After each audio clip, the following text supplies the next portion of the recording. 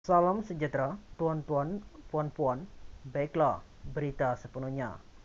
Pemimpin UMNO yang digugurkan sebagai calon pada pilihan raya umum ke-15 wajar terus memberikan sokongan kepada calon baharu yang bertanding selain mengarahkan jentera parti membantu kempen.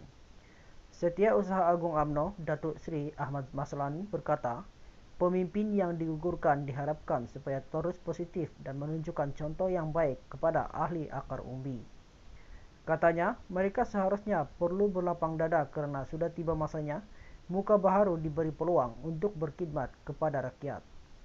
Pesanan saya, sekiranya dulu kita bertanding dan jentera parti beri sokongan padu, maka sekarang tiba masanya untuk kita pula menyokong dan beri arahan kepada jentera parti beri sokongan pada calon baharu pula.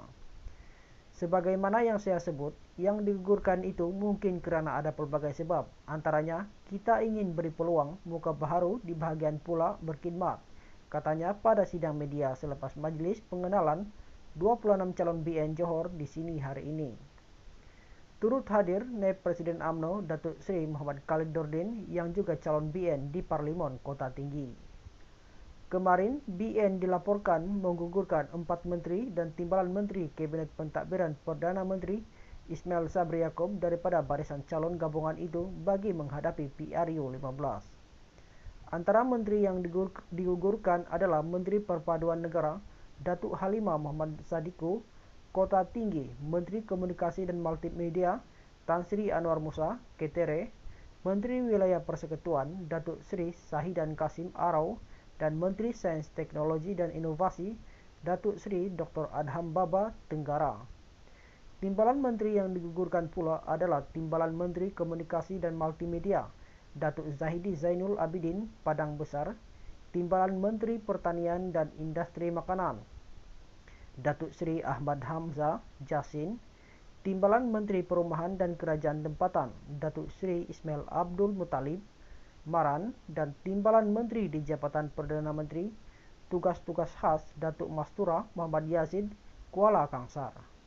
Dalam pada itu, Ahmad yang juga calon BN Parlimen Pontian turut menzahirkan penghargaan kepada mereka yang tidak dicalonkan semula kerana telah memberikan khidmat bakti selama ini di kawasan mereka.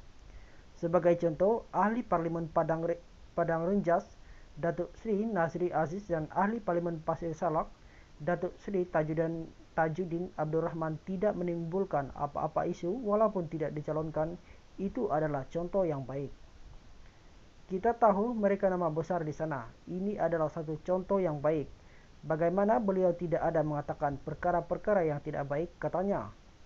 Ahmad pada masa sama berkata, pemilihan calon tidak mudah kerana perlu melalui pelbagai proses dan tapisan daripada pelbagai pihak seperti SPRM, Lembaga Hasil Dalam Negeri LHDN dan Polis Diraja Malaysia PDRM.